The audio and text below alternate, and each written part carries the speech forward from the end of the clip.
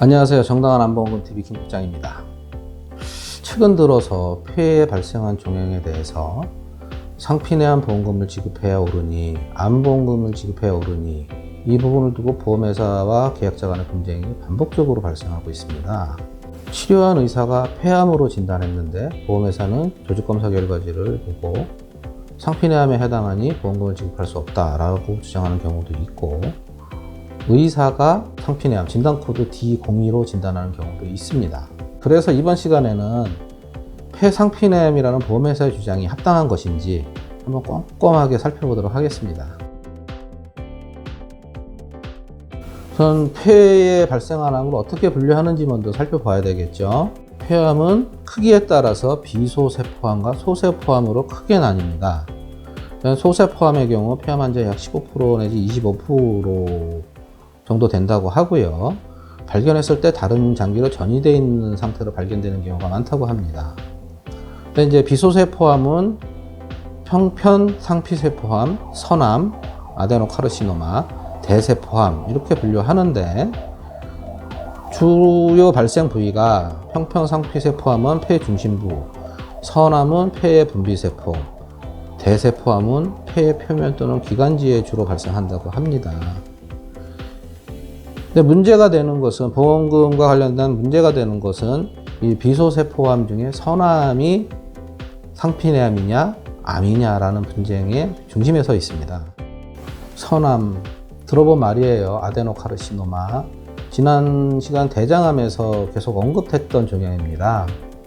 폐에서도 문제가 결국은 되네요. 따라서 그 조직검사 결과지에 아데노카르시노마라는 용어가 기재되어 있으면 보험에 대한 분쟁이 발생할 수 있겠구나 라고 이해를 하시면 됩니다. 근데 폐에 발생한 아데노카르시노마는 하나가 아니고 종양의 형태별로 또 다시 여러 개로 나뉩니다. 그러면 아데노카르시노마가 어떻게 나뉘는지 살펴볼 건데, 2021년 이전의 분류와 2021년 이후의 분류로 구분해서 한번 알아볼게요.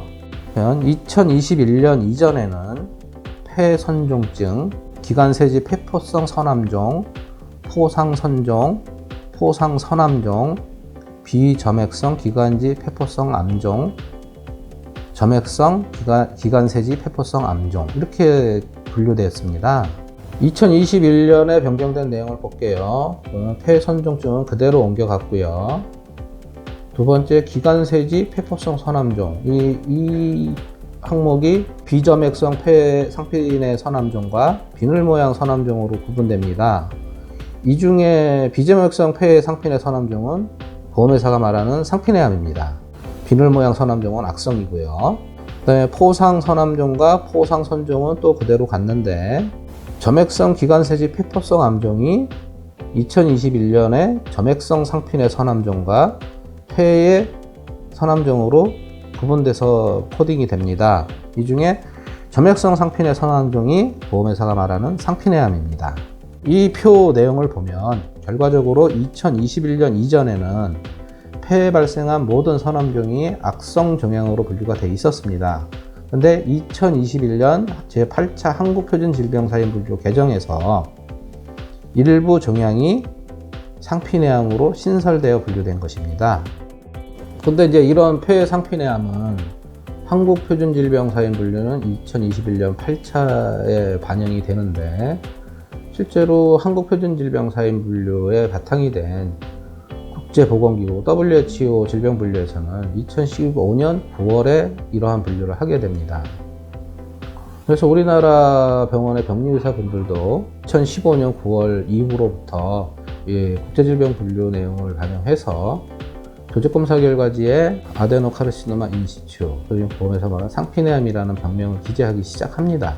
근데 실제로 환자분들을 치료하는 흉부외과 전문의사분들은 과거에 계속 폐에 발생한 모든 종양이 암이었으니까 진단코드도 계속 폐암 C34 이렇게 해서 진단서를 발행하는 경우가 대부분입니다. 결과적으로 의사는 폐암이라고 진단했지만 조직검사 결과지에 병리의사가 아데노카르시노마 인시추, 상피내 선암이라고 기재되어 있는 점을 갖고 보험회사는 환자의 종양은 암이 아니라 상피내암이다 라고 말하면서 보험금 지급을 거절하고 있는 거죠. 그러면서 분쟁이 시작되고, 근데 앞으로 분쟁이 더 심해질 여지가 있는 게, 지금은 현재는 아직까지 그 흉부외과 선생님들이 폐암 C34로 진단하는 경우가 우세하지만, 앞으로는 이 WHO 기준을 적용해서 폐 상편의 선암 D02로 진단하는 사례가 계속 증가할 것으로 보이고, 그에 따른 분쟁도 늘어날 것으로 생각합니다. 그러나 보험회사가 조직검사 결과지에 기재된 아데노카리시노마 인시추, 상편의 선암, 이 내용을 이유로 암보험금을 지급할 수 없다라는 주장은 단언컨대 부당한 주장입니다. 보험회사 주장은 단언컨대 부당한 주장입니다. 앞서서도 알아봤지만은 보험에서 암의 분류는 한국표준질병사인분류에 의한다고 되어 있고, 특히 원칙적으로는 보험을 가입할 당시에 적용되던 한국표준질병사인분류를 기준으로 한다라고 되어 있습니다. 아까 앞서서 말씀드린 것처럼 폐의 상편의 선암이라는 분류가 개입된 것은 2021년 제8차 한국표준질병사인분류부터입니다. 폐의 상편의암이 2021년 제8차 한국표준질병사인분류부터 반영이 된 것이기 때문에 그 이전에 보험에 가입한 환자분들에 대해서는 이 규정을 적용할 수가 없어요. 그분들이 가입한 시점에 적용되던 6차든 7차든 그 당시에 한국표준질병사인분류를 기준으로 보험금 지급 여부를 판단해야 되는데, 앞서서 말씀드린 것처럼 제8차 개정 이전에는 폐에 발생한 모든 종양이 암으로 분류되고 있었습니다. 2020년부터 가입한 보험에서는 진단 당시에 적용되던 한국표준질병사인분류를 기준으로 한다라는 내용으로 되어 있어서 폐에서 상피내암이 규정된 것은 2021년이지만 2020년 이전에 보험에 가입하신 분의 경우에는 조직검사 결과지의 진단과 관계없이 암보험금 전부를 받아야 합니다. 결과적으로 2020년 이전에 보험계약에 가입하신 분이라면 조직검사 결과지에 상피내 선암으로 기재되어 있든, 또 의사선생님이 상피내암 D02로 진단을 했든, 보험회사는 약관의 해석의 원칙에 따라서 암보험금 전부를 지급할 책임이 있습니다. 그러면은 이 조직검사 결과지의 내용을 근거로 보험회사가 부당하게 암보험금 지급을 거절한 사례를 살펴보도록 하겠습니다. 첫 번째 사례 볼게요. 진단서에는 폐약성 신생물 기재되어 있고 진단코드 C3410 되어 있습니다. 병리 의사가 작성한 조직검사 결과지에는 아데노카리시노마 인시추라고 기재되어 있고 종양의 크기가 기재되어 있습니다. 이분의 경우는 2008년에 보험에 가입했고 2020년 4월에 수술을 해서 조직검사 결과지에 아데노카리시노마 인시추 병명이 기재됐습니다. 의사는 기관지 폐 악성 신생물이라고 진단을 했고요. C34.땡땡 진단을 했고요. 이분 같은 경우는 2008년에 보험에 가입했으니까 제5차 한국표준질병 사인분류에 적용을 받습니다. 이 5차 한국표준질병 사인분류에는 앞서 말씀드린 것처럼 폐에 발생한 모든 아데노카르시노마는 악성으로 분류하던 시점입니다. 따라서 당시 적용하던 제5차 한국표준질병 사인분류에 따라서 암보험금을 지급해야 되는데, 보험회사는 조직검사 결과지에 기재된 내용만으로 암보험금 지급을 거절했던 겁니다. 이런 내용을 주장해서 이 환자분의 경우 암보험금 전부를 받아들인 사례입니다. 두 번째 사례도 마찬가지로 폐 선암종, 폐암 이렇게 적혀 있고요. 진단코드 C34 적혀 있습니다. 조직검사 결과지를 보면 마찬가지로 아데노카리시노마 인시추, 그다음에 가로치고 AIS 이렇게 써 있습니다. 이분의 경우에는 2017년부터 2019년까지 3번의 보험계약을 체결을 했고 2021년 10월에 수술을 받고 조직검사 결과지에서 아데노카리시노마 인시추 상편의 선암종 진단을 받았습니다.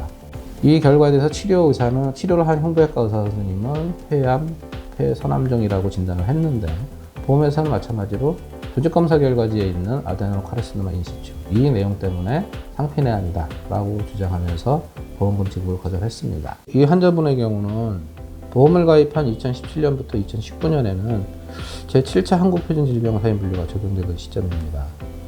제7차 한국표준질병 사인분류에서는 폐에 발생한 모든 선암종에 대해서 악성종양으로 구분하고 있었고요. 그런데 이분이 진단을 받은 시점은 2021년 10월로 상핀의 선암이 분류된 제8차 한국표준질병 사인분류에 적용을 받던 시점입니다.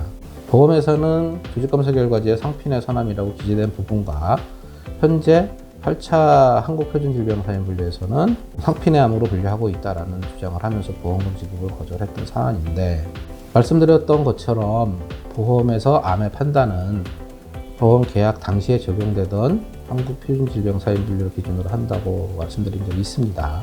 따라서 이 환자분의 경우에도 제7차 한국표준질병 사인분류에 따라서 보험회사는 암보험금 전부를 지급해야 될 책임이 있습니다. 이 사례는 현재도 종결되지 않고 진행되고 있는데요.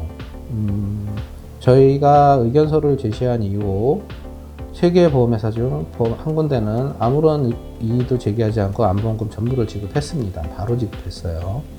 근데 다른 한 보험사는 아직까지 특별한 의사표시를 하지 않고 있고 눈치를 보고 있는 것 같은데, 특이하게도 보험회사 한 군데가 이 조직검사 결과지에 상핀의 선암이라고 기재된 부분과, 그리고 이 아데노카르시노마 인시추는 이 한국표준질병 사인분류가 분류되기 시작한 때부터 별도로 분류되고 있었기 때문에 여기에 항목이 없다면, 폐암 쪽에 항목이 없다면 그 분류를 따라서 암보험금 지급 대상이 아닌 상핀의 암 지급 대상이라고 주장하면서 보험금 지급 거절을 통보해 왔습니다.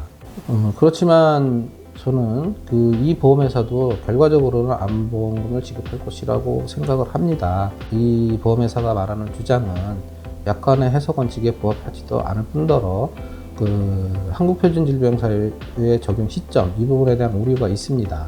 조만간 처리될 것으로 저는 기대하고 있습니다.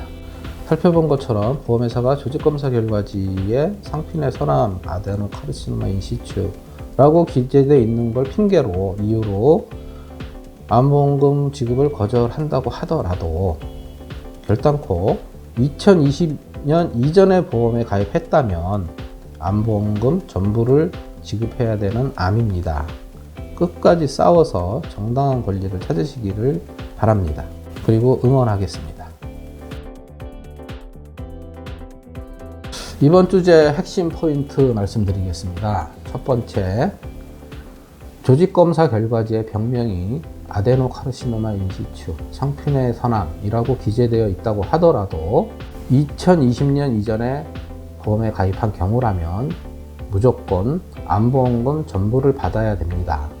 두 번째, 앞으로 증가할 부분이지만 조직검사 결과지를 토대로 치료한 의사가 진단서에 폐의 상핀의 암 D02 이렇게 기재를 한다고 하더라도 환자분께서 가입한 보험이 2020년 이전에 가입된 것이라면 의사의 진단에도 불구하고 암보험금 전부를 지급해야 되는 사안입니다.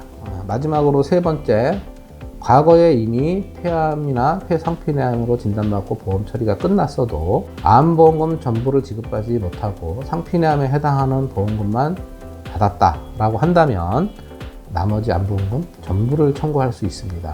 반드시 다시 한번 살펴보세요. 법무법인 진성 보험금 분석센터는 여러분들이 받은 진단이 보험에 적합한 진단인지, 정당한 암보험금을 제대로 받았는지 아무 비용 없이 무료로 확인해드리고 있습니다. 보험회사의 거절 주장으로 보험금을 받지 못하였거나 상핀의 암, 경계성 종양, 암 등 어떤 진단을 받았든 간에 일반암 보험금 전부를 받지 못한 경우 진단서, 조직검사 결과지, 보험증권 단 3가지만 제공하시면 추가로 청구할 보험금이 있는지 아무런 조건 없이 확인해 드립니다. 단 한 번의 확인만으로 때에 따라서 적게는 수백만 원, 많게는 수천만 원에 이르는 보험금을 추가로 찾을 수도 있습니다. 암보험금 아는 만큼 정당한 보험금 받을 수 있습니다. 지금까지 폐해 발생한 종양에 대해서 보험회사가 부당하게 암보험금 지급을 거절하고 있는 유형을 살펴봤고 그에 대응하는 방법을 말씀드렸습니다. 최근 문의하는 내용 중에 부쩍 증가한 부분이 대장암이나 유방암, 그 다음에 전립선암 이런 진단을 받았고 보험금을 청구했는데 보험회사가 대장암이나 유방암, 전립선암 또는 방광암 이런 암들은 특정암 또는 소외암 이런 부분에 해당돼서 암보험금의 일부만 지급할 수밖에 없다라는 주장을 하고 억울함을 호소하는 분들의 질문이 많이 있습니다. 그래서 다음에서는 보험회사의 이러한 주장이 합당한 것인지, 그 다음에 약관 해석에 관한 법률에 합당한 것인지 살펴보도록 하겠습니다.